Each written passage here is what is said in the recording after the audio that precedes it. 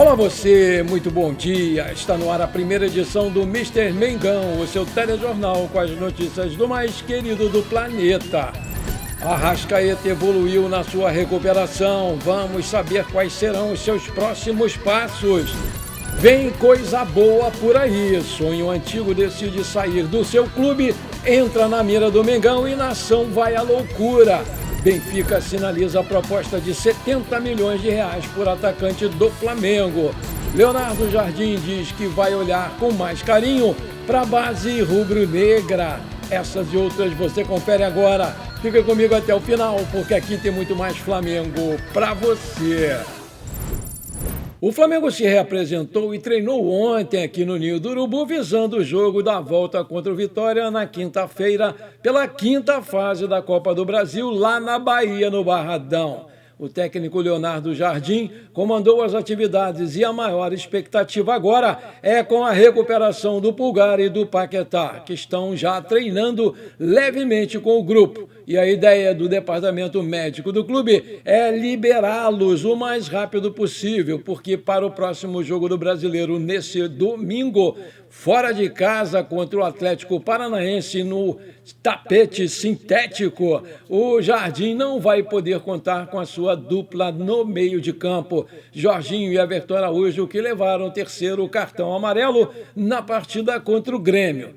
Por outro lado, o Flamengo iniciou a estruturação do seu planejamento para o intervalo de aproximadamente 45 dias no calendário devido à realização da Copa do Mundo de 2026. Com a paralisação das competições entre 11 de junho e 19 de julho, a diretoria rubro-negra foca em estratégias para descanso, recuperação de jogadores e manutenção do ritmo de jogo por meio de amistosos de alto nível.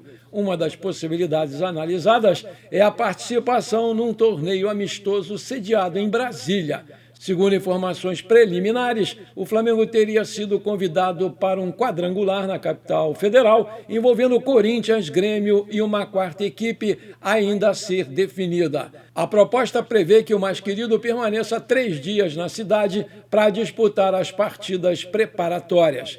Embora o torneio em Brasília esteja em pauta, o planejamento oficial do clube ainda depende do aval do técnico Leonardo Jardim, porque o Flamengo estuda a viabilidade de realizar uma intertemporada em solo estrangeiro, depois do período inicial de treinamentos no CT do Ninho do Urubu. Entre as opções geográficas avaliadas pela diretoria estão países da América do Sul, como Uruguai e Argentina, que aparecem como grandes destinos muito favoráveis.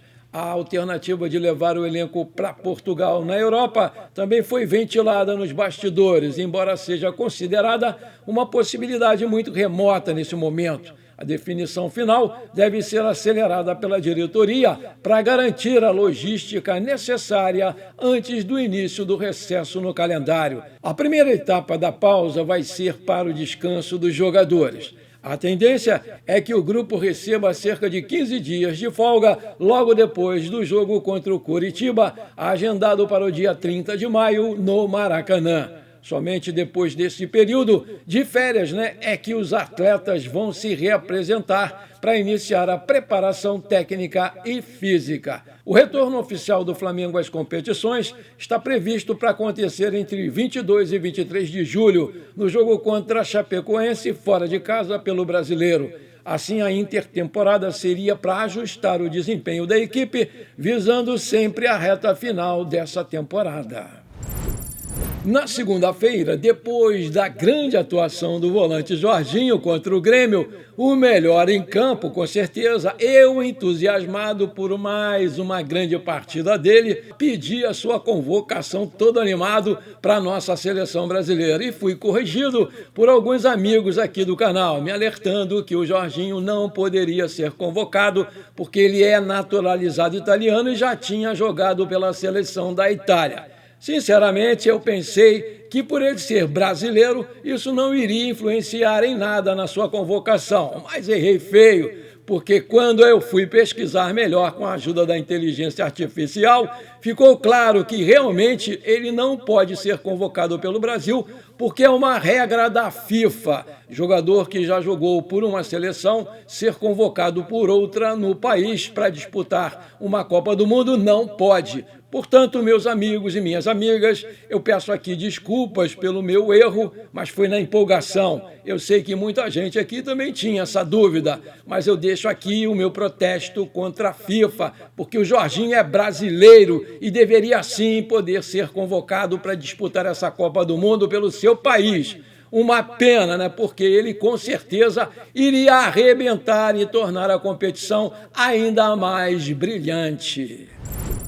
Correndo contra o tempo para voltar a jogar pela Copa do Mundo, o Arrascaeta deu mais um passo na sua recuperação da fratura na clavícula direita. O Uruguai está retirando os pontos da cirurgia e tem evolução considerada positiva pelo departamento médico. Em boletim divulgado na Flamengo TV, o chefe do departamento médico do clube, Fernando Sasaki, afirmou que o meia está sem dor e vem realizando o trabalho com a fisioterapia em tempo integral.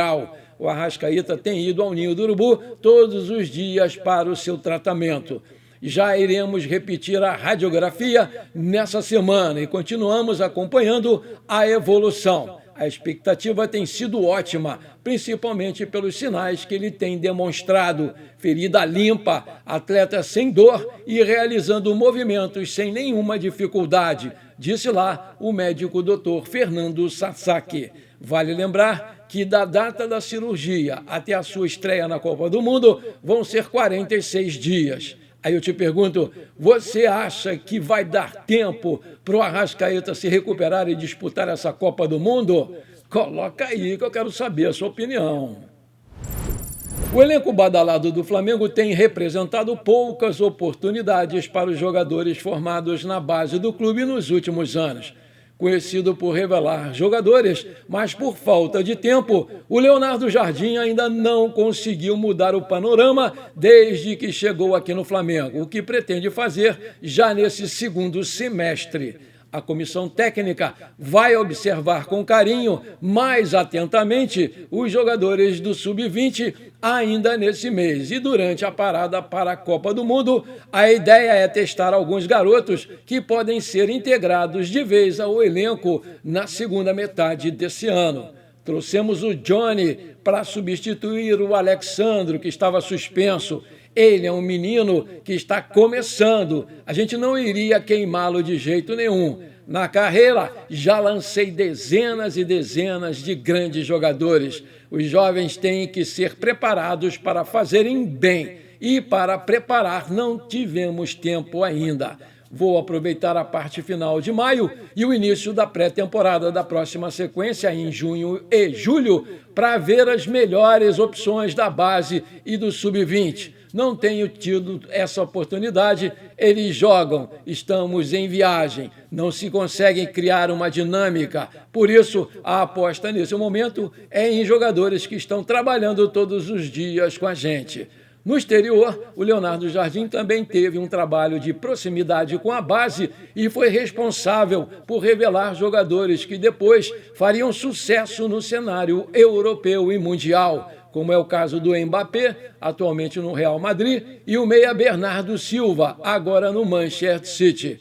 Eu gostei e aprovo demais essa sua ideia, Jardim. Parabéns, porque na base a gente tem excelentes jogadores que, se não tiverem oportunidades, é claro, vão acabar saindo do clube fatalmente.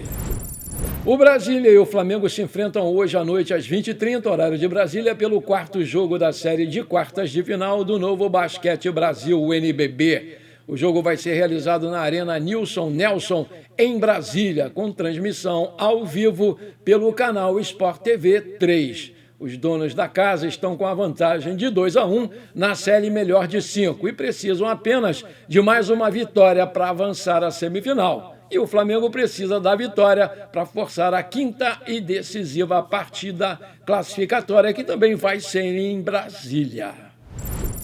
Maravilha, se você está curtindo esse programa, então não esquece, manda abraço agora no like para fortalecer o canal, é de graça, você não paga nada. E se você ainda não é inscrito, bora lá, me dá essa moral, aperta o botão inscrever-se, aperta o sininho ali, dá uma hypada no vídeo e pronto, simples assim, muito obrigado. O Flamengo recusou mais recentemente a proposta oficial do Shakhtar Donetsk da Ucrânia pela transferência do jovem meia Rian Roberto. A oferta consistia no pagamento de 9 milhões de euros fixos, acrescidos de 1 milhão de euros em bônus por metas atingidas, em troca de 85% dos direitos econômicos do jogador. A diretoria rubro-negra mantém uma postura firme em relação aos valores, buscando garantir ao menos 10 milhões de euros fixos, cerca de 58 milhões de reais, além de variáveis adicionais. Enquanto o desfecho não acontece, o jogador permanece integrado aos treinamentos da categoria Sub-20 no Ninho do Urubu, mas tem sido preservado das partidas oficiais do Sub-20 como medida de cautela durante essas tratativas. Apesar da insistência do Shakhtar Donetsk, outros mercados acompanham de perto a situação do Rian Roberto. Clubes como o Lille da França e o Benfica de Portugal já realizaram sondagens e sinalizaram com cifras que agradam mais à cúpula rubro-negra. No caso dos portugueses, os valores podem atingir a marca de 15 milhões de euros, aproximadamente 73,6 milhões de reais na cotação atual. Até o momento, esses times não formalizaram propostas por escrito, o que mantém o Shakhtar Donetsk como principal negociador ativo no momento. Rian Roberto tem contrato com o Flamengo até o segundo semestre de 2027, o que confere ao clube brasileiro segurança jurídica para conduzir as conversas sem nenhuma pressa. Um fator determinante na composição do preço final é a divisão do passe do jogador. Atualmente, o Flamengo detém 70% dos direitos econômicos, enquanto o Atlético Paranaense é proprietário dos 30% restantes. Essa partilha exige que a diretoria carioca maximize o valor fixo da venda para garantir um retorno financeiro satisfatório para sua fatia. O Flamengo dominou as premiações individuais do Campeonato Brasileiro no mês de abril. Com atuações decisivas, o nosso querido Pedro foi eleito o jogador do mês, enquanto o Rossi recebeu o prêmio de melhor goleiro do mês. Principal referência ofensiva do Flamengo, o Pedro marcou 5 gols e deu uma assistência nas 5 partidas que disputou em abril. O camisa 9 foi decisivo nas vitórias contra o Santos, Fluminense, Bahia e Atlético Mineiro, participando diretamente de gols em praticamente todos os jogos. E com isso, ele chegou a 168 gols com a camisa do Flamengo e se consolidou como o maior artilheiro do Flamengo no século XXI e passou a ocupar a 6ª colocação entre os maiores artilheiros da história do clube. Já o goleiro argentino atuou em todas as partidas no mês e foi peça importante na sequência de 4 vitórias conquistadas pelo time. Atualmente, o camisa 1 já soma mais de 170 jogos pelo Flamengo e também alcançou o recorde histórico de 1.134 minutos sem sofrer gols com a camisa rubro-negra. O Flamengo voltou a ter interesse na contratação do argentino Thiago Almada para a sequência dessa temporada. Mas não é só o Flamengo, o único time do país que está interessado na situação do ex-jogador do Botafogo. De acordo com o portal Fanáticos Fla, o Flamengo e Palmeiras estão interessadíssimos na contratação do jogador que quer sair do Atlético de Madrid. O meia não descarta essa saída, já que agora, no meio do ano, ele vai ter mais liberdade para fazer isso.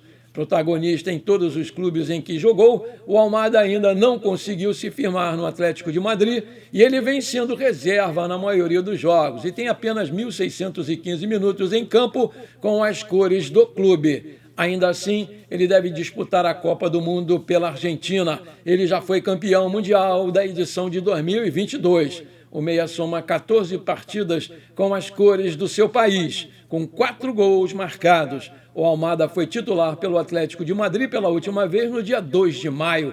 quando a equipe venceu o Valência fora de casa por 2-0, com gols de Luque e Kubo. Na carreira, além do Atlético de Madrid e do Botafogo, o Almada passou pelo Lyon da França, Atlanta United da Inglaterra e o Vélez da Argentina.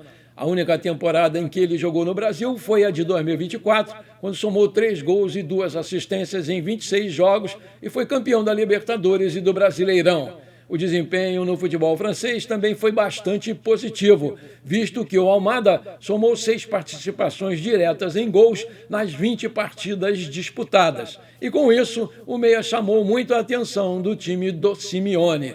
O Thiago Almada tem 25 anos completados em abril. Ele tem 1,71 m de altura, já fez 14 jogos pela seleção principal da Argentina, foi campeão mundial e marcou 4 gols. É um ponta esquerda revelado pelo Vélez, que é destro e pode também jogar de meio ofensivo ou ponta direita. Tem cidadania italiana, está no Atlético de Madrid desde julho de 2025 e tem contrato por lá até 30 de junho de 2030. E o seu passe está avaliado pelo site Transfer Market em 20 milhões de euros. Aí eu te pergunto, você acha uma boa contratação do Almada?